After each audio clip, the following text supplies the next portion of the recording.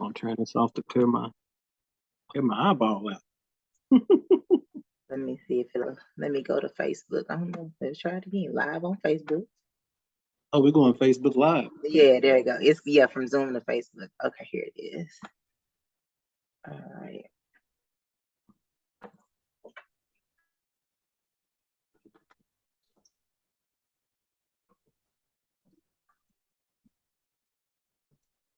Mm-hmm. All right.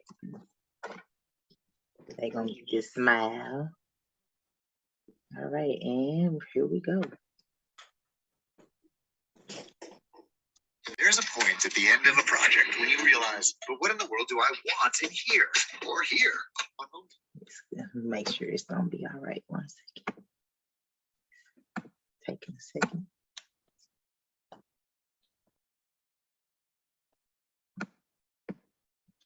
And we're smiling because this thing is so funny. Okay.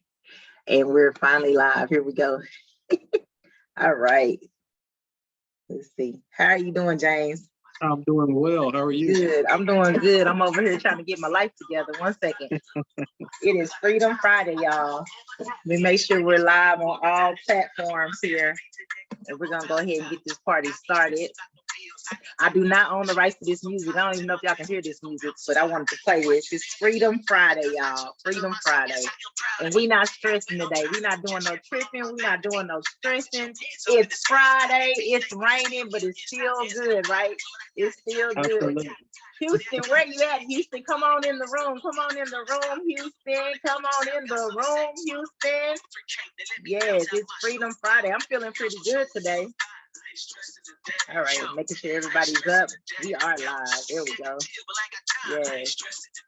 Song says, I ain't stressing today, y'all, by Silas. I ain't stressing today, James. I ain't stressing today. I ain't stressing today. All right. So welcome to Freedom Friday. It's your girl, Stephanie Ray Songbird in the house. And I'm so excited to be here again. We are excited about what we're doing to help support individuals and families who are impacted by trauma, to help them to restore, to help them heal and build healthy relationships and come out of all that dysfunction. And so this is why we're here, Freedom Friday. We just need to have a conversation sometimes. It just takes a conversation to break some of these cycles. Sometimes we just don't talk enough, right? We carry this stuff and we don't release it. We take it home, we take it to bed, we wake up the next day and we still got all this junk up on us. And so sometimes having the conversation helps. And with that, I am super excited today to introduce my special guest, my brother, Mr. James Pope, attorney at law. Yes, how you doing today, James? I'm doing good. How are you? I'm doing well. So I'm going to tell them a little bit about who you are. So I've known James for a while now. Like he's like a big brother to me. So James is an attorney at law. He specializes in foreclosure and bankruptcy affairs. So my thing is, if you need somebody to assist you to get your financial house in order, James Pope is your guy. And the other thing I would like to say, he also has a wedding chapel. I'm gonna let James tell y'all about the love connection he's doing in Houston. Go ahead and share that, James. Well, we do. We have a wedding chapel, Pope Wedding Chapel, off of 59 in Hillcroft, right here on Savoy Street. And we've married about 70 people so far. We've been doing this venture for about 1.5 years, 2 years now. And what we like to do is give you a short yet sweet and memorable wedding ceremony. So you don't have to go to the courthouse to get married. You can come here to our chapel where it's nice set up, get a free bottle of wine if you make an appointment, get you some free chocolates, and just have a nice, short, memorable ceremony. Marry the one you love the one you with. Love the one you're with. Make it official. I like that. That's I like that. Yes. Of course, y'all heard, get your free wine and get your free chocolates. Now, that's not the reason you walk down the aisle, but if it helps you, go ahead and make it official. You're not getting the free wine at the courthouse. At the courthouse. Right. Most definitely. And we're excited because James, he does so much. But yes, I'm plugging in. Y'all know I'm plugging in. We are getting ready for Come Out of the Cave, Healing the Wounds. That will be Saturday, November 12th this year at 11 p.m. We are going to be at BN Venue Event Center, and it's going to be all the way live. And James is going to be our panel moderator for the all-male panel discussion. Houston, you do not want to miss this. James has moderated on our platforms before, and when I tell you these questions that James hits you with, you'll be like, what? I never thought of it like that. So we are excited to have him again to share in the panel discussion and to ask those hard questions. Again, we're about breaking cycles. We want to heal our wounds. We want to be set free so we're better for ourselves, for our families, and for our communities. So James, I'm going to just pick your head just a little bit because we are talking about coming out the cave. I want to ask you a question. You know, I'm going to kind of be the moderator today. As a woman, and I always love to get men's perspectives because we all wear many hats. We're mothers, we're fathers, we're sisters, we're brothers, we're working, we're leaders. And I always hear women say, you know, men, they don't know how to heal. You know, they go next. You know, we always have to deal with all the icky stuff. We got to deal with the kids. We got to deal with the baggage. Why do you think men have a hard time healing or dealing with their wounds? Because of the way culture and society has shaped us to be strong, to hold it in, don't really have time to heal our own wounds because we're trying to fix the problem for the other person. We want to help you heal your wounds. And we kind of put ours secondary because it's not something that's really manly or masculine to deal with. So that's kind of how we've been conditioned. And so in order to think outside that box, it really takes a lot of soul searching on your own to decide, you know what, I deserve to be healed too, in spite of what society may think. Gotcha. I definitely agree with that. I believe we do come from I want to say that male, that macho culture. Before we did a family event a year or so ago, and one of the men there, I think we talked about it last time we did Freedom Friday. It's like, suck it up, boys don't cry, you know, that kind of stuff. And so where does that leave all that emotion? You know, where does that leave all of that? It just continues to build and build. And like you say, you just continue to try to thug it out, as the kids say. We just gonna thug this out. But I know that's not the healthy way to do things. I mean, we can attest to that. And because you said that, being a father yourself, being a leader yourself in the community, how do you suggest we start this process? This is us having a conversation today. And we know, like, you know, background, culture, upbringing plays a part in how men heal, how we all heal, but we're doing the men's perspective today. What would you tell, you know, the men, like, where do they need to start? Why is it important for them to heal? Well, I'm going to take something from Michael Jackson and say, you got to start with the man in the mirror. And literally look at yourself in the mirror one day and give yourself the permission to start to heal your own past traumas. And then each one teach one. If we can start taking at least one young male and say, hey, you know what? It's okay to deal with that emotion in a more constructive way. That there are more emotions than happy and mad. There are a whole myriad of emotions between happy and mad. And once we can let that boy, that man child, the young male know that it's okay, then he'll grow up and be able to teach another male that it's okay. He'll be able to exhibit that to his friends and they'll see that that's okay. And so it takes start with yourself and then teach one along the way, at least, that it's okay. I definitely agree. I like that that each one teach one. That's actually one of the models my pastor uses, you know, each one teach one so we can reach one. Very good, because looking at the man in the mirror, that's sometimes the hardest person to face. We're so good, as you said earlier, as fixing everything for everybody else, depending on what our role is to that person. And I think fixing ourselves in that same mirror. We'll get in front of the mirror and tell ourselves a lie about ourselves. That part, yes. I can even think of when we're talking about the wounds, because we'll be talking about different wounds, of course, and we're not going to touch all the wounds, right? But hopefully this, of course, will be something that to have the conversation. One, as you said, to deal with ourselves. A lot of our panelists and a lot of our speakers, they have walked through their healing, right? So they have dealt with themselves. They have faced that mirror and they're able to share, how did I get through this? You know, what was happening to me? What was I feeling? And this is where I am right now, you know? And so having that conversation, but looking in the mirror, that's one of the wounds I think that deals with our inadequacies, our self-esteem. It deals with, like you say, how we see ourselves, and then also how we allow other people to see us, right? And with the male ego or the male chauvinistic, mentality, it's like, I can't let them see me sweat. I can't let them see me crumble. I can't let them see me fail, and for men to know, you're not robots, we may not have it all together all the time. Nurturing. I mean, I will actually share a story where I know exactly the point where it was taught and ingrained to me that you are not to cry in public, you are not to share those types of emotions.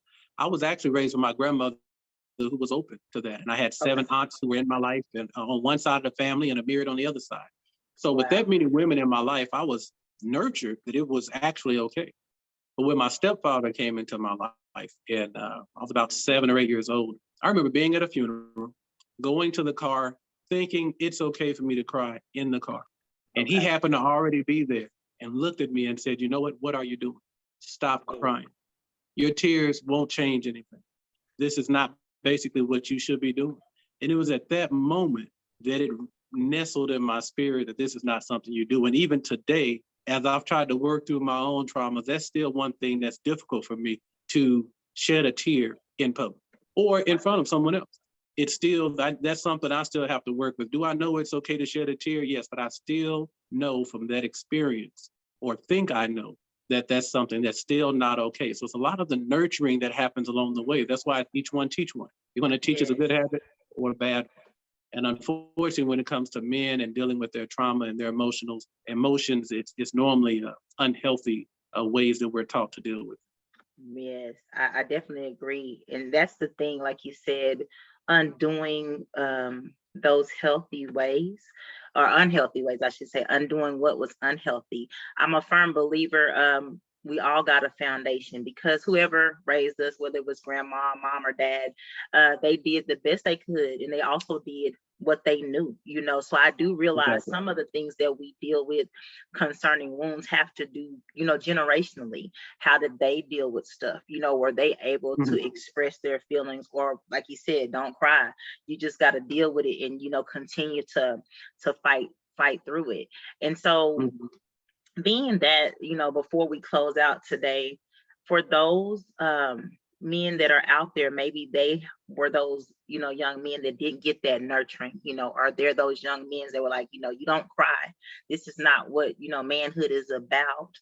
Those who are wounded, what advice would you give them,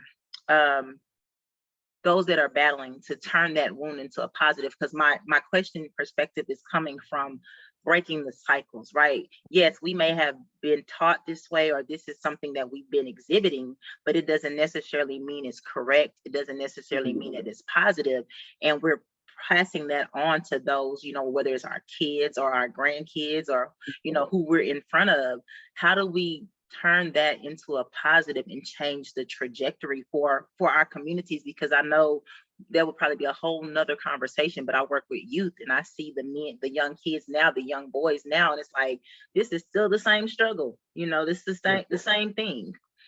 Well, because I think it has to be taught or told in a way in which I hope we would do at the coming out the cave, that when I come out this cave and heal my trauma, it doesn't mean I still can't man up.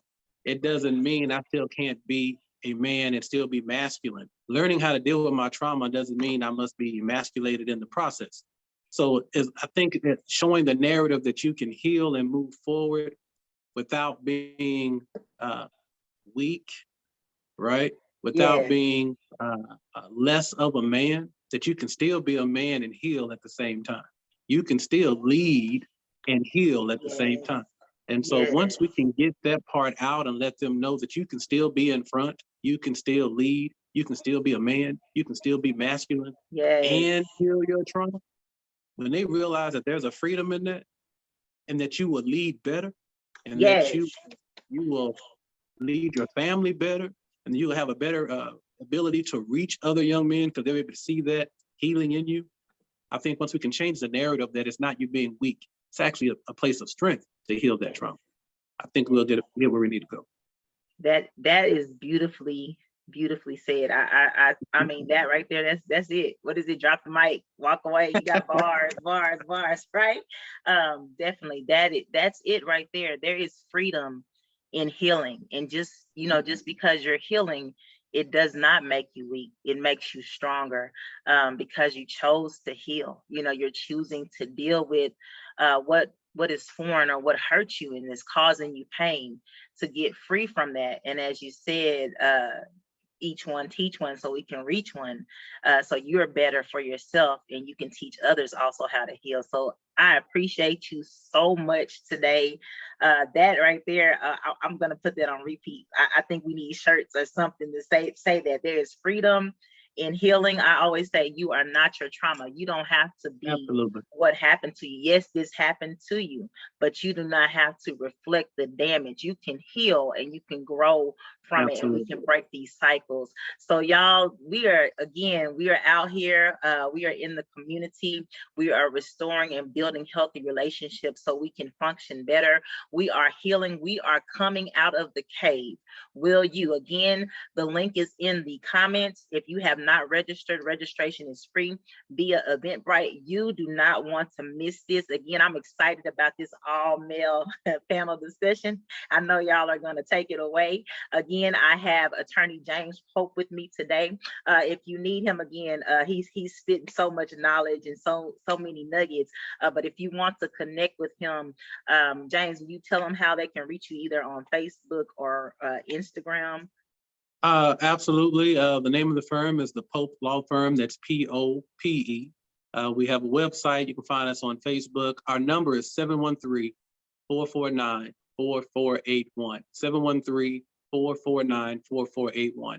And if you're looking to get married, Pope Wedding Chapel. So go ahead and do that. And if you decide to come to the Pope Wedding Chapel and get married or not, through their website, you can even go to my travel agency and book that honeymoon, book that getaway. We try to be a one-stop shop. So go and get married and take that woman on a trip. Yes, make it official. Make it official. Make it official.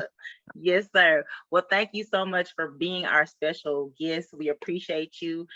This has been Freedom Friday. We ain't stressing today. We ain't stressing today, right? We're gonna get free. So we look forward to seeing you next week at Freedom Friday, and we look forward to you coming out of the cave with us. So you all have a beautiful weekend. Stay safe. We love you. There's nothing that you can do about it, and we'll talk to you soon. Have a good one. Absolutely. Take care. Bye. I think I stopped the live screen. I did. Okay, very good. There it is.